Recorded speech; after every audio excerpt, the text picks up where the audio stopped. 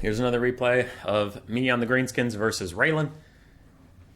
I really like the Greenskins. I like playing as them. They just don't feel super great right now. And the High Elves recently got a buff that to their Lothern Seaguard that has had a lot of their builds looking like Spearmen, Lothern Seaguard spam with some more archers, maybe a couple Illyrian Reaver archers. So I had a scheme plan. We have the Warlords Boys, Night Goblins in the rear vanguard. They also give armor sundering, but mostly I just had the extra money for them. The main core of the army is 2 Black Orcs, 4 Goblins, 4 Squig Herds. The Squig Herds have massive armor piercing. Triple Pump Wagons! 2 Spiky Rollers, and one of which is the Arwar, the Spore Splodas. I was trying some stuff, but I have a little synopsis at the end. Brainburster and Edbutt and Effigy to get on Wurzag, because the High Elves aren't super likely in this matchup to usually bring Fireball or Spirit Leech. They tend to just stick to healing their own stuff up, but it is a risk to take Wurzag. I acknowledge that. But I really needed, if my plan was to work, I really need the Bone with Staff, plus 12 melee attack, plus 20% charge bonus for my whole army, as I spam my 2 really cheap spells over and over again. Aside from that, we have 2 Skirmish Cav, the Armor-Piercing Goblin Wolf Riders, and the regenerating Spider Riders, and then 2 basic Spider Riders, and the Wolf Rider ROR, just because they cause fear and had higher stats and I had the money, so why not? Because I have a 20 stack, I wasn't running out of cash. For my opponent, I paused it because this is about to get real hairy real fast. We have double Shadow Walkers, a huge Cav core of Silverhelms, Dragon Princes, Illyrian Reavers, Silverhelms, Dragon Princes, Silverhelms, Dragon Princes, so 2 and 2, and then 2 Illyrian Reaver Archers, one of which is the Herald of the Wind. We have a L'Oreal, who's a rather common pick in a lot of matchups, with Star of Avalorn, Earthblood as her 2 spells. That one's an ability. And we have 5 Spearmen out in the middle of nowhere. So the Spearmen were mostly just around for the sake of being around. This Cav core is meant to carry the whole game by cycle charging me a lot. I don't know if it's the best build for High Elves versus Greenskins, but it could work. You'd have to be like really good at kiting though, like Xiphos levels of kiting. And I'm generally a Shadow Walker hater. So I'm not going to see a build with them and be like, yeah, this is a good build. I generally think that unit's not that good. But I'm a shit elf player, so who cares what I think? Anyway, why did I take these? I thought with a bunch of Lothern Seaguard and stuff that these would be nice to roll through their lines over and over again and knock them around and, like, stop them from shooting me. So I thought that would be fun. Meanwhile, when I notice all the cavalry's all the way over here and I have a flanking unit walking this way and cavalry going this way, I decided to just abandon this fight entirely, throw 2 goblins at it because I don't give a shit, and yeah, the rest of me is going to go get 5 spearmen. The hope was to trade 2 goblins for 600 gold for 5 spearmen that are 2,500. Little bit of charging in. Boom! Because I just want to stop them from running at this point. I know I'm going to take a decent amount of damage, but they either have to stop and brace for me, or they get closer and closer to their cav, which I don't really want to let happen. Wurzag does throw out a Brain Burster, giving my Skirmish Cav 34 and 41 melee attack, and here come the boys! Yeah! Oh, limp charge. And Squigs. Squigs, who I am still giving Bonewood Staff amounts of bonus to.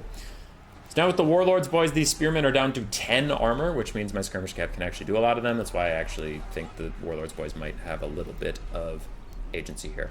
We've lost a Squig and we've lost 2 Goblins so far on this side, so we do need to make it up elsewhere. Black Orcs have at least reached the Spearmen, and we have more Chariots rolling! Quick little headbutt from Wurzag, and Squigs, and Chariots! Whee! Okay, still pretty limp charge. I know, but we're getting there. And then these guys just charge these spearmen and don't get a lot done because they were braced, and yeah, Chariots are not feeling the love right now. So why these guys? Well, if these were Lothern Seaguard, my main point was just going to be cycle charge through them a lot, not deal any damage, but just annoy them. Just be really, really annoying for cheap amount of gold. And also, the Snotling Pump Wagon Spiky Rollers have, again, that armor sundering. So a lot of this build was based around armor sundering. So these guys have armor sundering, 2 of my Chariots have armor sundering, and then the Splodas just had this explosion that I was hoping would do some damage. I actually don't know how well it did. But the main point was rolling through Lothern Seaguard or Spearmen, I could take their armor so low that Spider Riders, Wolf Riders, and even basic Goblins could do a lot. Basic Goblins have pretty jacked stats if you look at them.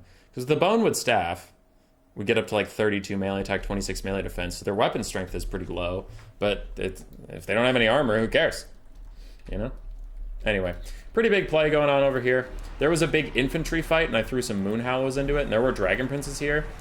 And as they all started to leave, an effigy of the Git netted down Ariel, so now she's stuck in my Moon Howlers. That's what they're here for. So they just need to die slowly while my Black Orcs and Wurzag beat the crap out of Ariel. My opponent probably should have taken these cav and fully wrapped me up, though they would have been taking armor-piercing shots in the back while they did that. Not the end of the world, definitely still should have done it. It is tough, because they're also charging into, Black Orcs that Wurzag's buffing up. So this is just a bad situation overall for the High Elves, and a really good pick for me.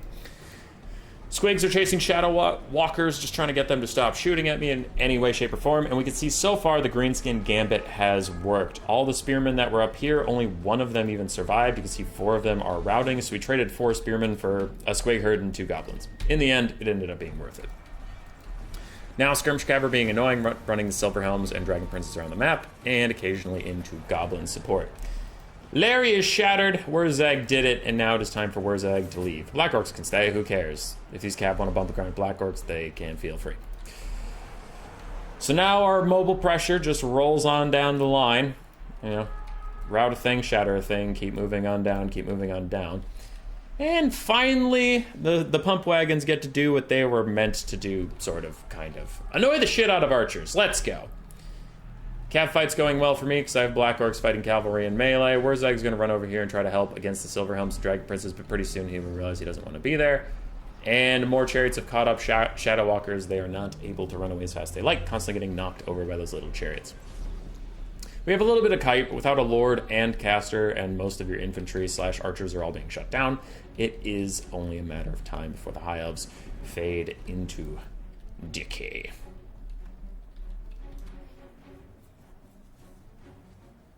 So, another thing to note before the game ends is these spiky rollers have 4 models and a lot of health. These guys have 3 out of their 4 models, not much health to be fair.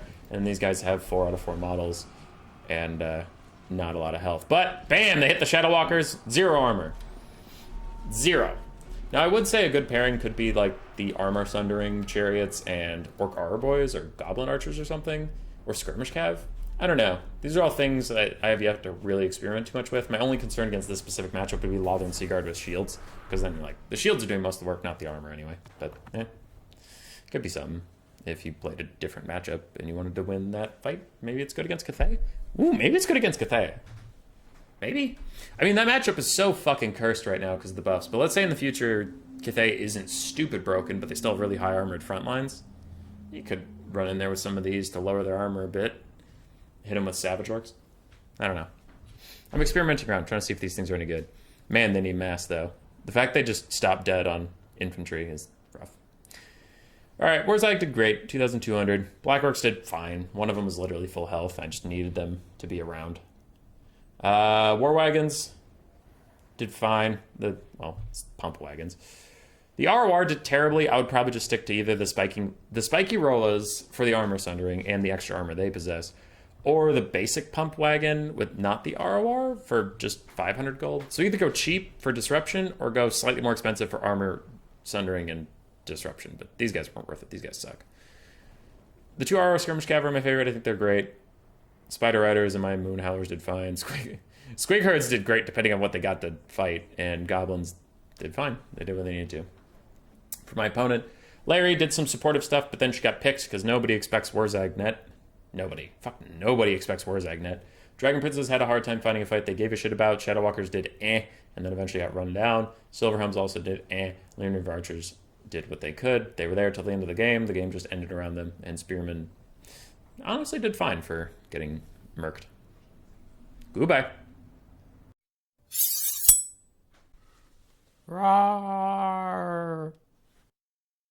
Subscribe, yes.